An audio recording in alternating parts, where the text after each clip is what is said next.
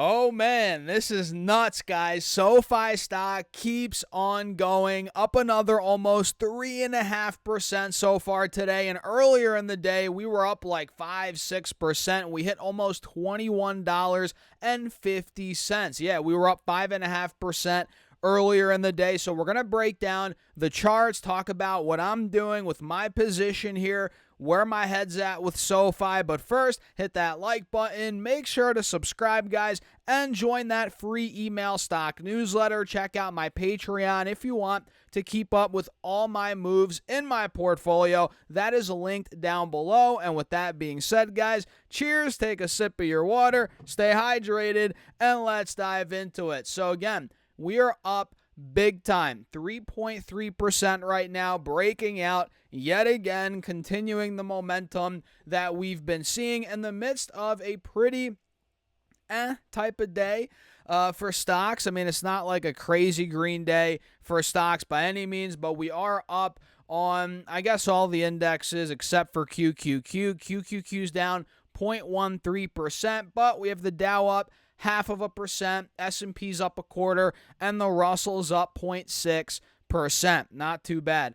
But again, not a crazy green day. But SoFi, again, keeps on moving, guys. $21 a share.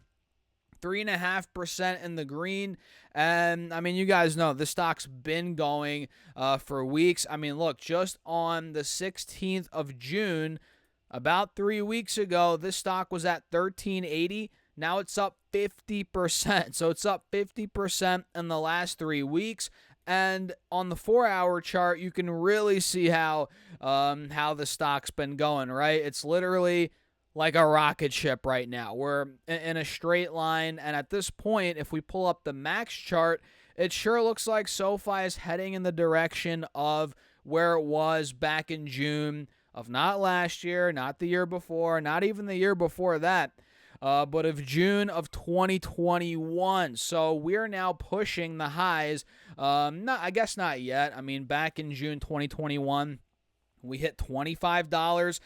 So we're getting pretty close. But yeah, we're getting close to these 4-year highs. Think about that, guys, here on SoFi. But I do think, personally, we will get a pullback before we get to $25. I mean, if this thing just went straight to $25, that'd be insane. I think we're going to get a pullback before that.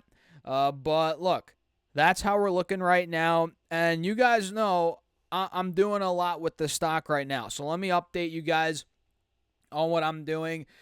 So you know that I'm in puts, right? So let's get the cat out of the bag right now. I'm in those puts, and I'm down. I'm down a good chunk on those puts, but they're a small hedge, right? Just a little position. I didn't go balls to the wall on these puts because I knew this run could continue. So I wanted to put a little bit on these puts, but not a crazy amount, just in case the run continued, which clearly it's been continuing, right? So I'm still in those puts, small position. I'm down on them.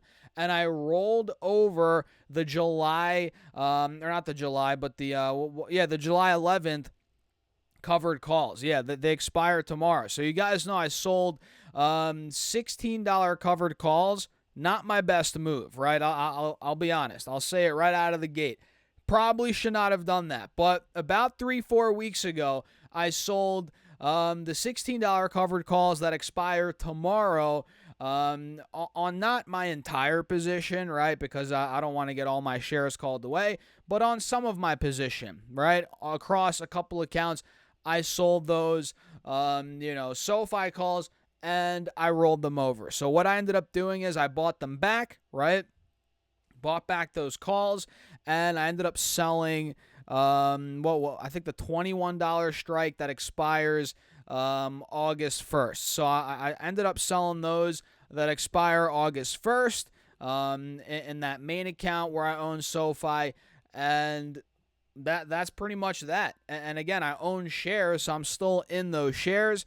But yeah, for those that were wondering yesterday, what did I do with my, or in the last couple of videos, I've gotten some comments on what I'm doing with those covered calls. I rolled them over. Simple as that. I rolled them over. and I'm still in those puts. And if all goes as I think it will, which I think we're going to get a pullback. I know I've been saying that, but it's only a matter of time. If all goes according to plan and we get this pullback, those puts are going to look a lot better, and those covered calls that I just sold as I rolled them over, right? They're going to make a lot more sense. But in the meantime, that's it. Here we are. Sofi, man, it just keeps on going. And I want to tell you guys, be careful. If you're buying here, if you're buying it here as a trade, even as an investment, realize you're buying at extremely overbought territories now. And this is coming from somebody that is a long-term shareholder. I'm just keeping it real. You're playing with fire if you're buying it for a trade here, especially, man. You're playing with fire, so you're better off just being patient and waiting for an overall dip. And not just like a 2-3% pullback. I'm talking about a sharp pullback. Something like this, maybe not as aggressive as this, but I think we're going to get some sort of aggressive pullback. 10% at least. We're due for it. But it's a waiting game, and clearly we're getting shorts covering here. So who knows what's going to happen? Do we get a crazy? Well, we already have seen a pretty big short squeeze recently on the stock, but does it go a lot higher? I know I've been getting comments about that there could be an even bigger short squeeze on this thing. Who knows? Who knows, man? I'm playing it by ear. I'm holding on to the stock. I'm in those puts for a hedge. And again, I rolled over those covered calls. And that's the update. What are you guys doing? I'm curious. Let me know your thoughts in the comments down below. Make sure to hit that like button while you're at it. Subscribe as well. I appreciate you all for tuning in. And let's quickly go over some stocks on my watch list that are moving today. We have AMD, which I own as well. AMD, which by the way, we called out the dip here. We saw AMD sell off from 148 to 133. We dropped about 10% there. Now we're back to 144. So clearly that dip was bought up.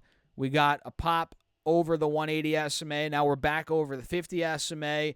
And it sure looks like the uptrend on AMD is continuing, guys. We're looking pretty good here, if you ask me. So I like the way that's looking.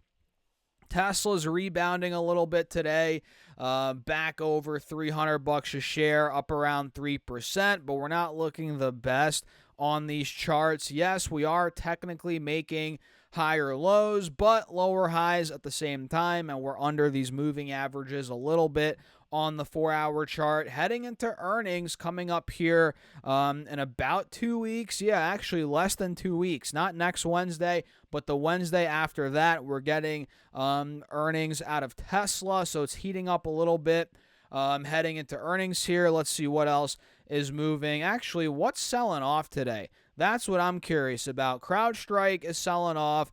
Palantir is selling off. We can see CrowdStrike's been pulling back a little bit over the last couple of days. Palantir down a little bit, about 1.5%. Not too bad. A little drawdown there. It looks like Microsoft is battling at $500 a share, trying to catch up to NVIDIA. Let's see if it can get there, guys. But, yeah, that's pretty much it, man. I don't want to drag it on too much. Let me know your thoughts in the comments. Join the free email stock newsletter. You might as well. And check out my Patreon if you guys want to keep up with my portfolio, get real-time updates every week, see how I'm doing it, how I'm building a portfolio, managing it. All that's on Patreon down below. And with that being said, guys, I'll catch you all in the next video.